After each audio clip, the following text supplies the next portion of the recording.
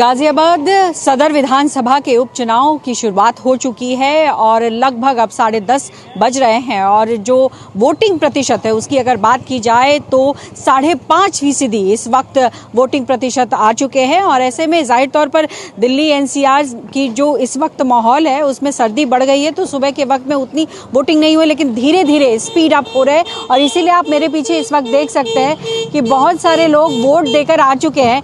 तो बिना वक्त जाया किए हुए मैं सीधे लोगों से मुखातिब होती हूँ और जानने की कोशिश करूंगी कि इस बार गाजियाबाद के लोग क्या चाहते हैं, क्या है इस बार गाजियाबाद के मन में।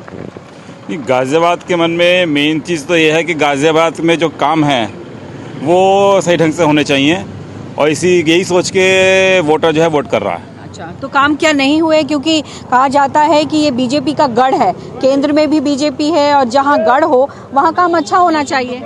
नहीं, काम हो रहे हैं लेकिन लोगों की आशाएं बहुत ज़्यादा हैं और होनी भी चाहिए। अगर ज़्यादा नहीं होंगी तो काम वहीं रुक जाएंगे। तो उम्मीद उन्हीं पे बरकरार है, लेकिन और काम करने की आवश्यकता है। आप बताएं सर। हाँ, ऐसा है, काम तो सतत प्रक्रिया है। वो कोई सरकार है काम कराए, कोई कम कराए, कोई ज्यादा।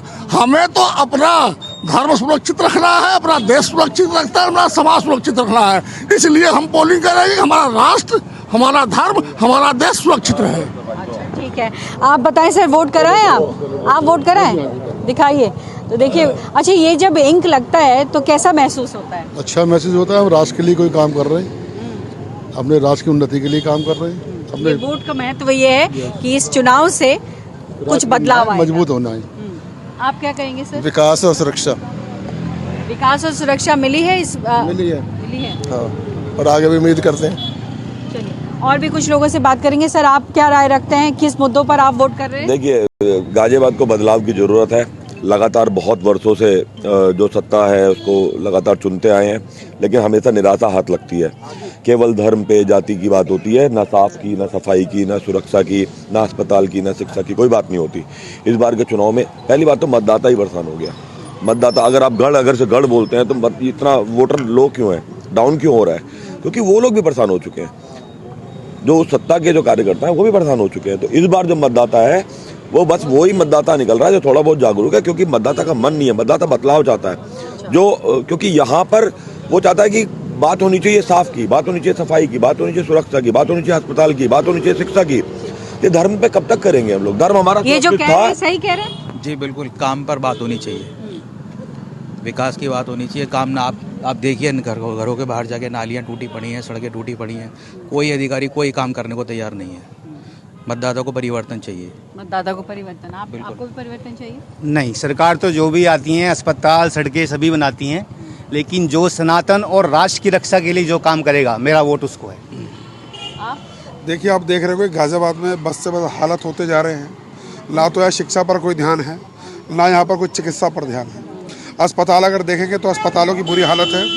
आज भी यशोदा अस्पताल के अलावा कोई अस्पताल नहीं है। जनता कहीं जाए तो परेशान हो जाती है। और वैसे ही शिक्षा का बुरा हाल है कि अगर देखते हुए बड़े बड़े स्कूल हैं, इसमें तो एडमिशन हो जाते हैं, लेकिन अगर सरकारी स्कूलों में इतना बुरा हाल है कि वहाँ पर बच्चे बैठने के लिए बेंच नहीं है। तो इससे तो अब तो परिवर्तन, उम्मीद है परिवर्तन होना चाहिए।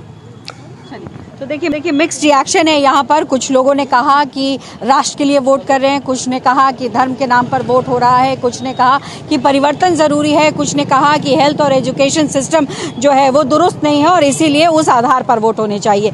कुल मिलाकर जो इस पोलिंग बूथ पर रिएक्शंस अलग अलग मिले हैं, लेकिन ये ज़रूर कहा जाता है कि पिछली 2 बार से यहाँ पर बीजेपी के विधायक रहे हैं अतुल गर्ग, जो अब जो है सदन यानी कि लोकसभा में जाकर पहुँचे हैं और इसी वजह से यहाँ उपचुनाव हो रहा है। बीजेपी ने संजीव शर्मा को टिकट दिया है, जो कि एक ब्राह्मण चेहरा है। अगर हम समाजवादी पार्टी की बात करें तो उन्होंने दलित को चेहरा बनाया है, यानी कि पीडीए के फॉर्मूलों को अपनाया है। और उसी तरीके से यहाँ गाजियाबाद की बात करें तो 14 उम्मीदवार हैं। तो कुल मिलाकर उम्मीदवार बहुत ज़्यादा है, लेकिन लोगों का जो मत है वो क्लियर है कि वो किस तरीके से देने वाले हैं। कुल मिलाकर अब जब इंतजार करना होगा, आज मत पड़ रहा है, 23 तारीख को क्लियर हो जाएगा कि किसको जीत हासिल हुई है। कैमरा पर्सन नितिन के साथ पल्लवी झा, गाजियाबाद, न्यूज़ 24।